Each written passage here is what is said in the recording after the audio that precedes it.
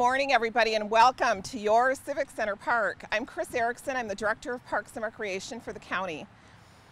And today we are going to celebrate our very own Native American marker tree that belongs to our community and our region. This microphone, by the way, isn't for me to speak. It's for one of the videographers, so it's a prop, I guess. Anyway, so just ignore the microphone. Before we begin the ceremony today, Mr. Tom Peters from the Grand Traverse Band of Ottawa and Chippewa Indians is going to sing and drum for us to open the ceremony. And we would ask that you please stand during when he is singing and drumming, and then you'll be able to sit back down afterwards.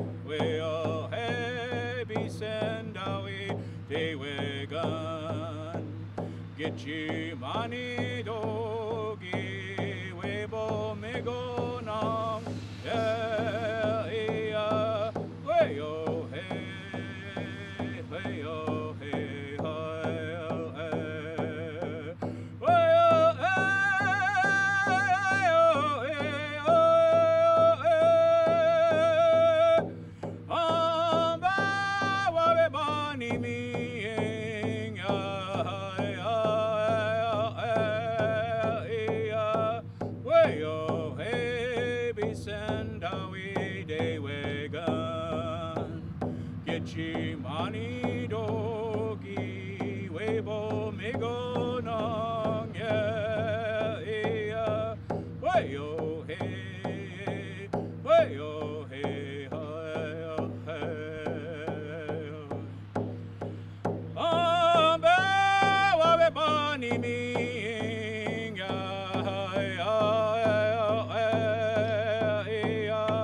way yo hey be send awi de wegan Getchi mani dogi webo migo nong ya way yo hey way yo hey hey. Thank you very much, Mr. Peters. I was told by Ms. Menzel that you had a very strong, beautiful voice, and it's the truth. You may be seated again, those of you who are sitting. I'd like to make some introductions now of some of our special guests here. We have members of the Grand Traverse Band of Ottawa and Chippewa Indians here. Arlene Kashada, Patricia Putney, Mary Kelly, and Mr. Peters, of course, and Doris Winslow. Am I missing anybody else who is an official or staff or a council member? Well, welcome, and thank you for helping make this a special day. It's a happy day. There are also some Parks and Rec commissioners from the County Parks and Recreation. John Roth is our president of County Parks and Rec, Jerry Leroy, and Commissioner Albers is here. There also are some county officials here, Mr. Tom Menzel, and he's the county administrator. Jen DeHaan, I don't see her, is she here? Jody Lund is our director of finance. Kristine Maxbauer is our chair of our county board of commissioners and also serves on the Parks and Recreation Commission. And let's see if there's anybody else. Paul Soma is here, superintendent of TCAPS. Welcome. Steve Largent from the Conservation District. And I was waiting for the best for last, of course. Jim Carruthers, our mayor. And welcome all of you members of the public. Another special introduction I'd like to make is with Dennis Downs. He is our Native American marker tree expert. He is passionate about trail marker trees, and he's written a book called Native American Marker Trees, Marking Paths Through the Wilderness. He's helped me with this project every step of the way, along with members of the Grand Traverse Band. I'm very grateful for that, because here we are today finally, and this is ready.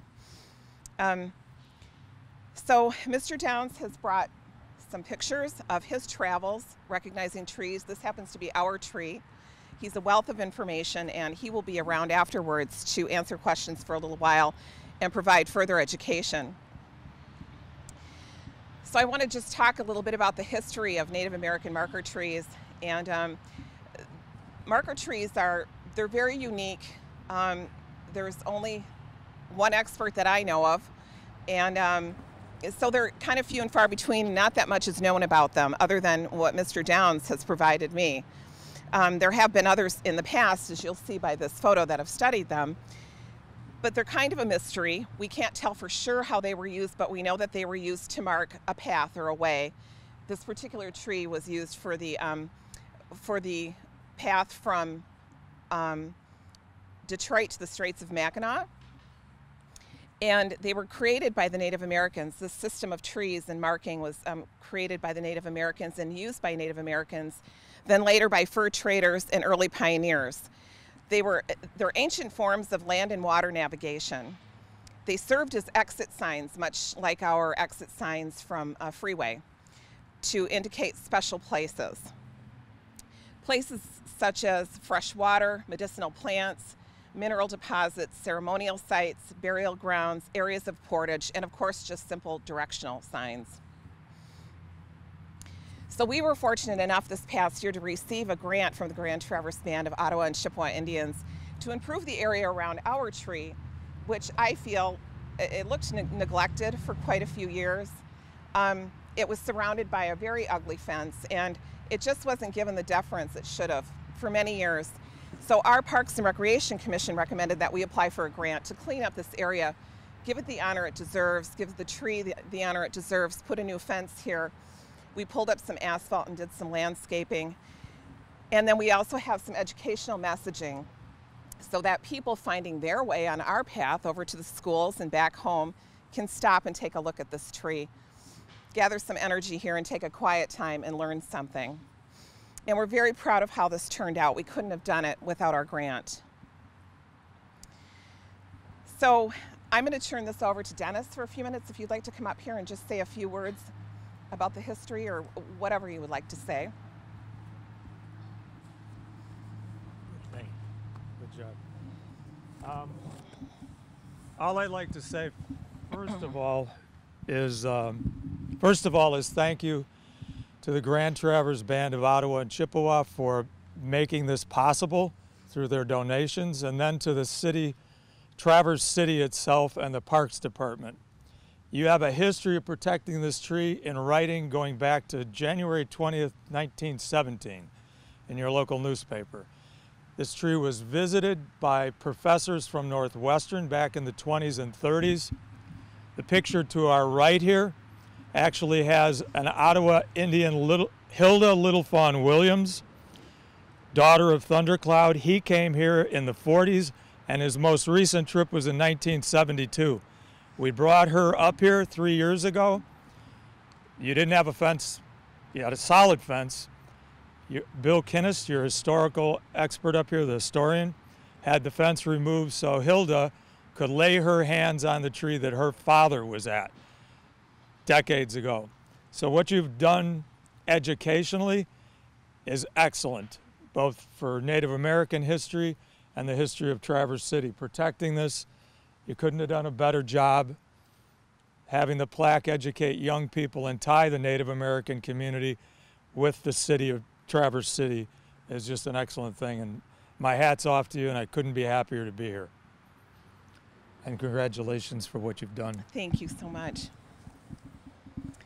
All right, I now would like to go into the dedication portion of this program. Mr. Menzel, if you could please come up here and help us out, and Ms. Kashada, if you could help us too. We can unveil the plaque, and I'll let you know when to do it.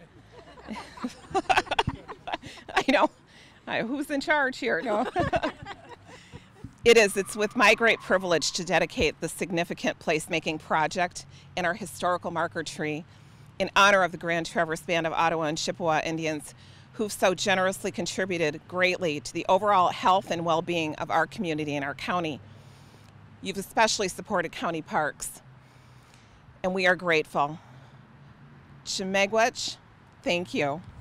If you would unveil, the two of you please take off the cloth, and then I'll read what's on the sign. Thank you. And Tom, you can just slide that on the ground there. Thank you very much. And if you can't see it, I'll read what it says. Over 200 years ago, Native American trail marker trees were common in the Midwest, but today very little is known about them. American Indians relied heavily on these unusually bent trees to mark pathways and portage routes as they traveled from point to point. Some trees designated as markers were deformed due to disease or storms, but others were deliberately shaped as young saplings by Native Americans to serve as navigational aids that would last for centuries. This white oak tree, a traditional Native American trail marker tree, is one of two that once stood on the grounds of the Civic Center property. It was used as a guidepost on the north to south Detroit to Straits of Mackinac Trail traveled by the Anishinaabe or Anishinaabe, I hope I've pronounced those properly, Indians. This is dedicated today in honor of the Grand Traverse Band of Ottawa and Chippewa Indians. And you may clap now, anybody, if you want to.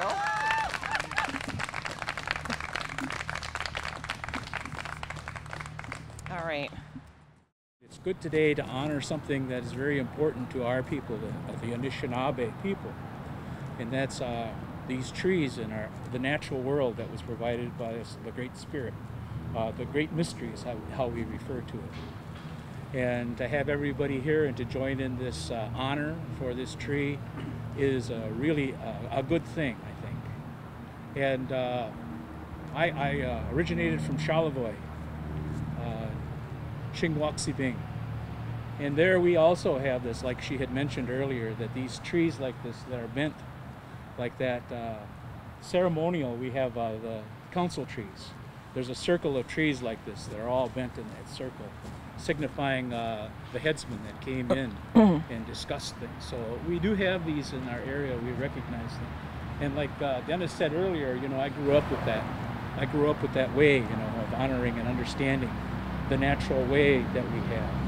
We as Native people, we have a love for the nature because that's how we recognize our Creator. We see the reflection of our Creator in all the trees and all the waters and all the sacred things that are around us that was provided for us. And today we sang them songs. That drum is a natural drum, and you can hear that beat as it goes through, that heartbeat. It's like that mother that has that little baby, and you can hear that heartbeat. That's the heartbeat of each one of us, the heartbeat of our Mother Earth. And so then she offered up that water at the end. Our sacred water, you know, is the lifeblood of our Mother Earth.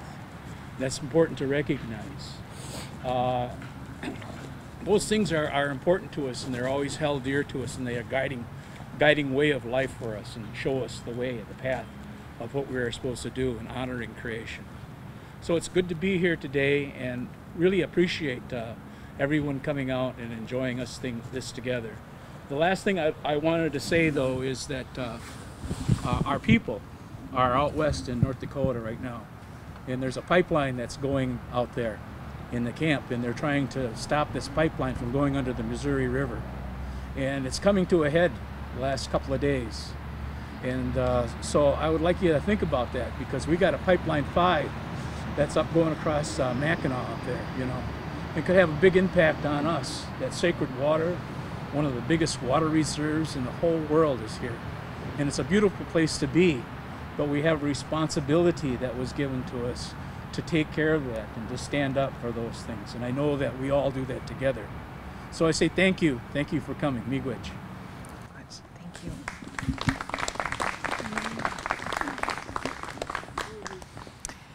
And now I'd like to ask our mayor, Mayor Carruthers, to come up and say a few words, if you would like.